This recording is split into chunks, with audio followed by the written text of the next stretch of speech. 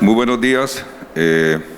Necesitamos la presentación de COVID, gracias. Bueno, en estos 20 minutos vamos a tratar de responder algunas preguntas sobre COVID y embarazo que pues están soportadas con la evidencia hasta hoy. Yo siempre que hablo de COVID hago la advertencia de que a lo mejor lo que digo hoy, mañana no está. Una enfermedad nueva, correcto, que nos ha llevado desde muy malas prácticas en el proceso de atención de las mujeres hasta el momento en que estamos, donde creo yo que hemos aprendido y que estamos en un punto donde estamos garantizando cosas mejores para ellas.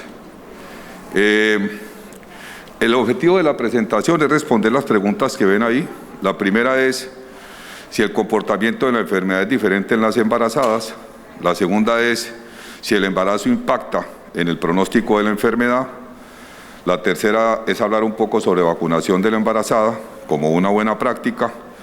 Y vamos rápidamente a comentar algo sobre el diagnóstico, hablar si hay o no transmisión vertical, hablar de las complicaciones materno-fetales de esta entidad, cuál es el tratamiento adecuado si es que existe y algunas buenas prácticas para la atención del parto y el manejo del puerperio. Vuelvo y lo repito, todo soportado en la evidencia actual. Con referencia a la primera pregunta, decirles que la gran mayoría de mujeres cursan con infección leve durante el embarazo. La probabilidad de que una mujer se infecte es igual a la de la población general. La mayoría cursan con infección leve, pero hay un 15% de mujeres que hacen COVID severo o COVID grave. Ese COVID severo o COVID grave es el que hoy en día está aportando al incremento de la mortalidad materna en América Latina y es el que nos retrocedió los indicadores 10 o 15 años. Y yo, de manera práctica, y me parece que es muy importante, le digo a mis pacientes, a mis estudiantes, que no todas las embarazadas tienen la misma probabilidad de ser enfermedad grave. Hay mujeres que tienen factores de riesgo para ser enfermedad grave. Y cuando yo estoy controlando una gestante, si esa gestante tiene factores de riesgo, si bien es cierto extremo el cuidado en todas, con estas debo ser todavía muchísimo más exigente.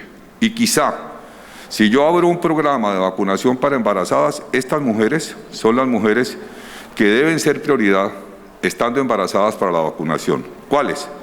Mujeres que tienen edad mayor de 35 años, muchas. ¿Cuáles? Mujeres obesas. ¿Cuáles? Mujeres que tienen comorbilidades como la diabetes, el asma. Y las mujeres hipertensas, miren ustedes allí, tienen una mayor tendencia a ser COVID grave. Entonces, el primer tip es, todas se pueden infectar, pero hay unas que si se infectan, señores, el riesgo de enfermedad grave es más alto. ¿Cuáles? Esas que están ahí. Y esas que están ahí no son infrecuentes, las vemos con frecuencia en la consulta. Estas mujeres, cuando se infectan y evolucionan hacia enfermedad grave, la evidencia muestra de que tienen mayor riesgo de admisión a las unidades de cuidado intensivo en cualquier grupo de edad, requieren ventilación invasiva y mueren. En Colombia, esta es la situación de mi país. La razón de mortalidad que tuvimos en el número de muertes del año 2020 fue de 577, hubo un incremento. Eso representó una razón de mortalidad de 65.6 por 100.000 nacidos vivos en mi país. Nosotros íbamos en esta progresión y si ustedes miran la curva, 65.6 es más o menos la mortalidad que nosotros teníamos en el año 2005-2006. Quiere decir que Colombia retrocede 15 años, un país que venía siendo exitoso en la reducción de la mortalidad materna y retrocede 15 años no solamente por el aporte de las muertes maternas por COVID, sino por el desarraigo de las mujeres a la atención prenatal, que también ha generado de que las mujeres consulten por otras comorbilidades con poca oportunidad para ser intervenidas a efectos de poder salvar sus vidas. Este escenario colombiano lo tienen ustedes también.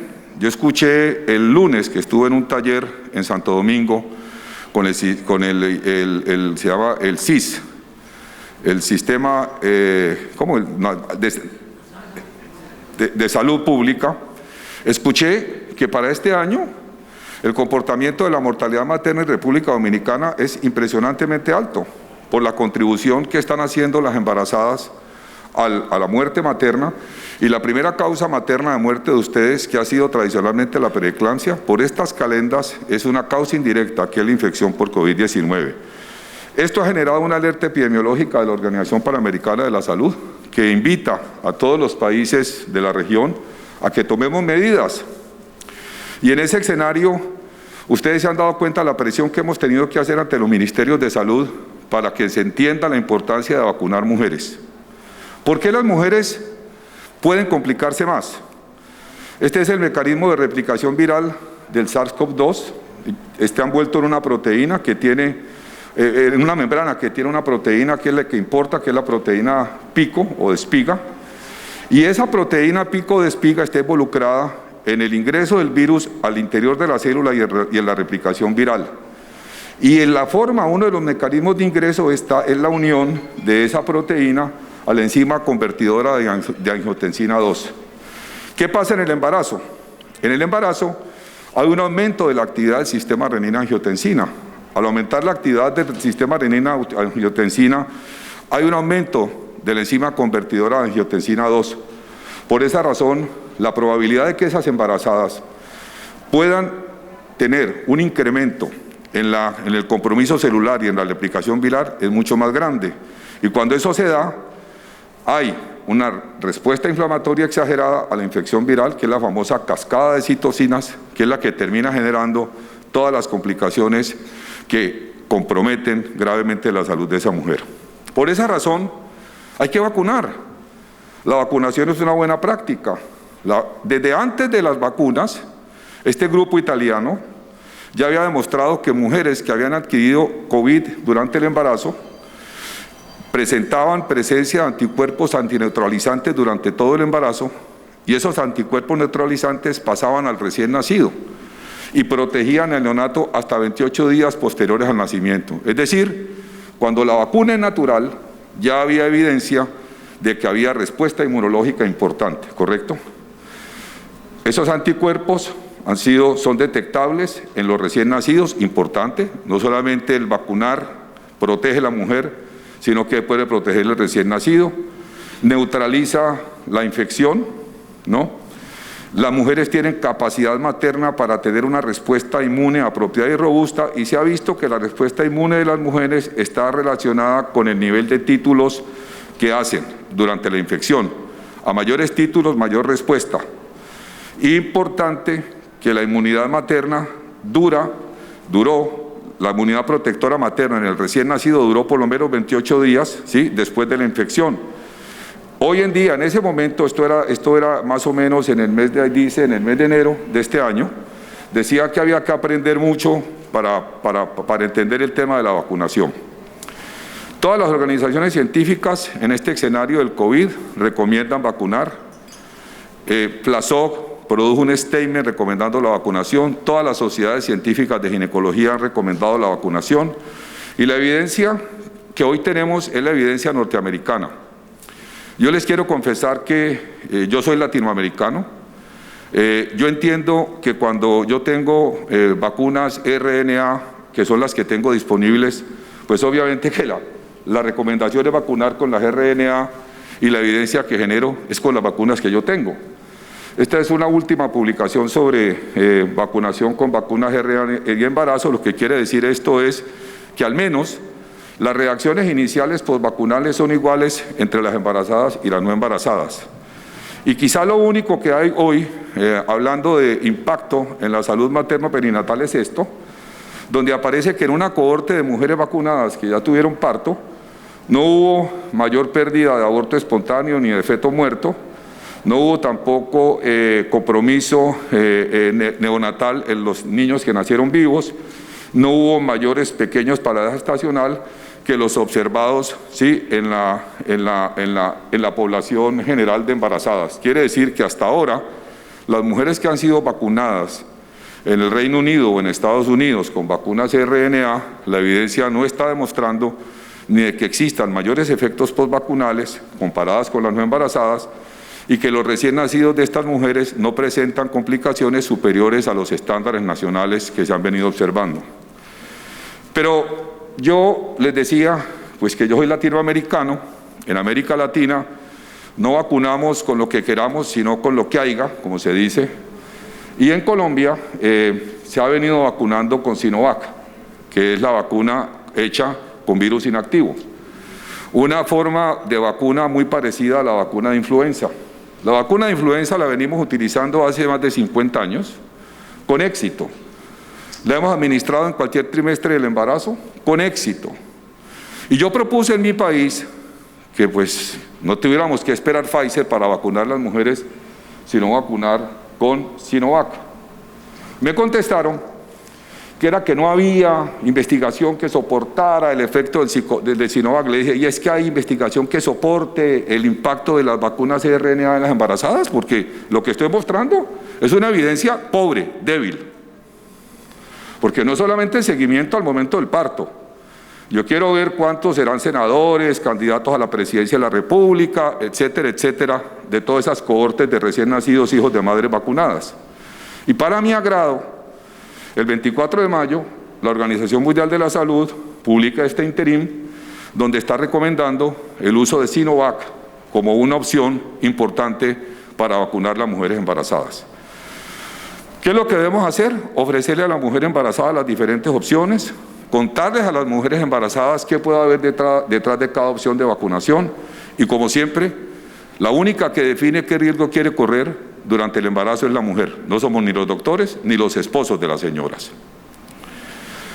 Rápidamente vamos a hablar del diagnóstico. Simplemente lo que quiero mostrar es que no hay una clínica patognomónica de COVID. Ustedes miran este estudio hecho por el CDC en un porcentaje importantísimo de embarazadas, donde las embarazadas infectadas, los síntomas que fueron sintomáticas, los síntomas más frecuentes fueron la cefalea y la mialgia. Pero cuando yo miro mi población de mi hospital universitario del Valle, la forma más común de presentación de mis embarazadas fue la fiebre y la tos. Entonces, uno de los problemas que nosotros tenemos es que gran parte de las embarazadas cursan asintomáticas. La forma de presentación no tiene un estereotipo y eso hace de que nosotros estemos expuestos, tanto nosotros como médicos tratantes, como la población de mujeres que son atendidas en las urgencias de las maternidades y en las salas de parto, a estar en contacto con mujeres que en un momento determinado, ¿sí?, pudieran estar asintomáticas o con síntomas leves y que pudieran estar en una fase de contagio. El diagnóstico se hace definitivamente con el PCR. Si tengo pacientes sintomáticas con PCR negativo o con cambios radiológicos sugestivos de neumonía, con imágenes de virus merilado, se recomienda repetir la prueba. La forma de tomarlo es el hisopado nasofaríngeo, pero el problema que tenemos en los países nuestros es que nosotros no le tomamos la muestra sino a las que tienen síntomas, ¿correcto? Porque la cobertura, ayer vi en la televisión, ayer hizo República Dominicana 9.000 muestras. 9.000 muestras es muy poco. Yo estuve en Dubái entre diciembre y enero, 200.000 muestras diarias, ¿no? En una población. Dubái como ciudad tiene una población parecida a la de este país, tal vez un poco menor, mucho menor, poco, 3 veces menos por ahí. En Colombia, que somos 45 millones de habitantes, estamos haciendo 100.000 pruebas diarias y eso se queda corto. Los norteamericanos hacen millones, yo no sé cuántas hacen, ¿correcto? Entonces, la tragedia que nosotros tenemos es que las pruebas no se las ofrecemos a todas las mujeres. Y a mí me ha gustado mucho esta propuesta de la Fundación de Medicina Fetal de Barcelona, que tratando de minimizar ese riesgo de exposición para el médico y las pacientes, está proponiendo de que las mujeres que tengan un ingreso programado a la maternidad puedan tener un PCR antes de ese ingreso. Las mujeres que van a una cesárea electiva, ojalá tuvieran un PCR 72 horas antes de la cesárea. Las mujeres que tienen inducciones de parto programado, ¿sí?, por lo menos 7 días antes. El gran problema que tenemos es en la urgencia, donde no tenemos pruebas para todas las que nos llegan a los servicios de admisión, pero ahí se recomienda hacerlo de manera individualizada, poco medio al azar. Y en pacientes que han tenido la infección, si la infección fue hace menos de 3 meses, no se requiere prueba para el ingreso, y si la infección fue mayor de 3 meses, se debe proceder igual que lo que hemos propuesto. Con referencia a la transmisión, ustedes saben que se ha postulado la transmisión vertical. Se han hecho publicaciones sobre transmisión vertical. La Organización Mundial de la Salud ha criticado acerbamente esas publicaciones porque muchos de esos resultados positivos son contaminaciones. Y se ha pedido que los estudios que quieran evaluar si hay transmisión vertical trabajen sobre material estéril. ¿Puede ser posible la transmisión vertical? No estoy diciendo que no sea posible, pero la mayoría de infecciones notificadas hasta ahora en el neonato se han dado por contaminación, durante el momento del parto o en la vida postnatal inmediata. Los estudios todavía no son concluyentes, la evidencia sobre transmisión vertical es limitada. Yo diría que si la transmisión vertical fuera un común denominador, ya la evidencia hubiese expresado esto. La evidencia hoy no se atreve a decir de manera categórica de que hay un alto riesgo de transmisión vertical, pero tampoco se atreve a descartarla. En cuanto a las complicaciones obstétricas y perinatales, están asociadas a la gran respuesta inflamatoria, tienen un mecanismo similar al de la preeclampsia. Yo ayer cuando hablé de subtipos de preeclampsia hablaba de que un subtipo de preeclampsia es el que está asociado a estas infecciones, donde hay un aumento, ¿sí?, de la liberación de todas estas sustancias proinflamatorias que generan todos los trastornos que ustedes ven ahí. ¿Qué dice la evidencia? Que las mujeres que cursan con COVID durante el embarazo tienen mayor riesgo de cesárea, que es una patología, parto pretérmino, feto muerto, ingreso a UCI, tromboembolismo venoso y de muerte. Y hay una publicación muy reciente que se presentó en el Congreso Europeo este año en enero, donde se observa la asociación clara entre COVID y eclampsia y preeclampsia, ¿correcto? Es importante tener eso en cuenta porque el mecanismo fisiopatológico es el mismo. Lo que pasa es que la vía de llegada a ese común denominador, que es el daño endotelial, es a partir de la respuesta inflamatoria exagerada producto de la infección.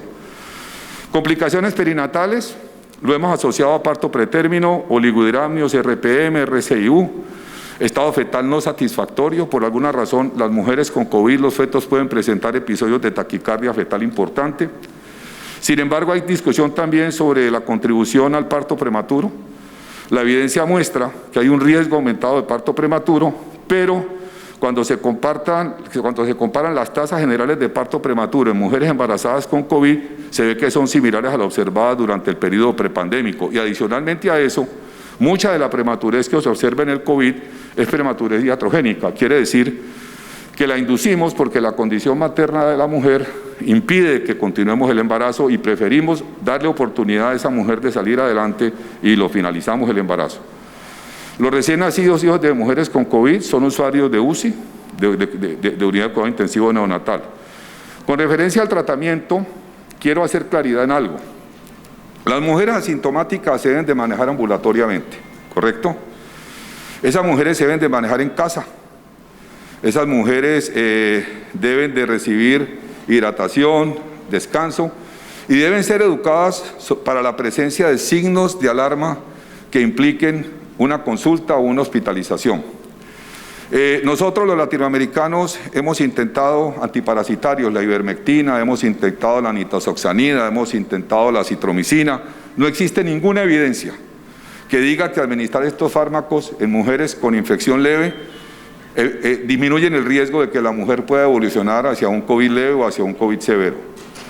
En el domicilio, la mujer debe tener una serie de controles, el higiene de manos, el aislamiento, el control diario de temperatura, y la Organización Mundial de la Salud aprobó recientemente la pulsioximetría, ¿correcto? Y con la pulsioximetría nosotros tenemos una discusión que me gané en mi región, porque la Organización Mundial de la Salud considera como criterio de severidad cuando la pulsioximetría está por debajo de 92. Y nosotros que manejamos emergencias obstétricas decimos que nunca una embarazada debe tener una pulsioximetría por debajo de 95. Ergo, un criterio de severidad, y se los quiero poner sobre la mesa, es que las mujeres tengan pulsioximetrías por debajo de 95. No esperar a que las mujeres ingresen, ¿sí?, en esa fase de hipoxia, ¿sí?, y llevarlas a la clínica cuando ya el proceso va muy adelante y la posibilidad de revertirlo sea menos. Recuerden que tenemos unas clientas con alto riesgo de hacer enfermedad grave. Y si adicionalmente a eso los criterios de severidad los ablandamos, pues nosotros vamos a terminar perdiendo oportunidad de sacarlas adelante. El manejo intrahospitalario para las que tienen criterios de riesgo, cuartos aislados, hay unos criterios de ingreso a UCI para las que tienen síndrome de dificultad respiratoria o entran en sepsis, ¿correcto? Básicamente en estas pacientes deben de ser valoradas y tratadas por el obstetra, se deben de pedir todos los exámenes que están evaluando falla orgánica y durante el embarazo la monitorización fetal es muy importante y solamente tiene evidencia hoy la tromboprofilaxis como una intervención válida en estas embarazadas y los esteroides, y no se contraindica el uso de esteroides para maduración pulmonar. Si yo voy a dar esteroides para el manejo del COVID, eso no es una decisión del obstetra. No hay obstetra más peligroso del que posa de intensivista. Estas pacientes, cuando están graves, tienen que ser manejadas en equipo. Vía adecuada del parto, nos dijeron que eso pasaba por la sangre, pasaba por el líquido amniótico, materia fecal, no hay la menor duda, pero es que resulta que existen las batas antifluido, que las mujeres podían contaminarlos al pujar, pero es que las mujeres pueden pujar con tapabocas y nosotros podemos tener N95. Lo que quiero decir es que no hay ninguna indicación para hacer una cesárea cuando esta no esté indicada, ¿correcto? Solo por indicación obstétrica. La vía natural de atender los partos en las mujeres por COVID es la vía vaginal, ¿no? La cesárea solo se reserva para condiciones obstétricas o en situaciones donde la condición materna obliga a finalizar el embarazo y la mujer está en incapacidad de tener una inducción o de tener un parto vaginal. Y durante el parto también hicimos cosas muy mal hechas. Ligábamos el cordón al minuto, le negábamos el contacto piel a piel al bebé, ¿correcto? No permitíamos el ingreso de los familiares a la sala de parto y eso generó inclusive tutelas y todo lo que ustedes quieran. El cordón se liga normalmente cuando deje de pulsar. Si lo ligo al minuto, estoy generando anemia neonatal. Mala práctica. El contacto piel a piel es súper importante, hay que dejarlo, ¿correcto? Debo monitorizar durante el trabajo de parto por el riesgo de taquicardias inexplicadas que se presentan en estas pacientes.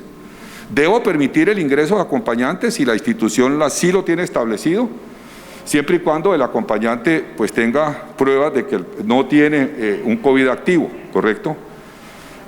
Se ha especulado sobre el acortamiento del expulsivo.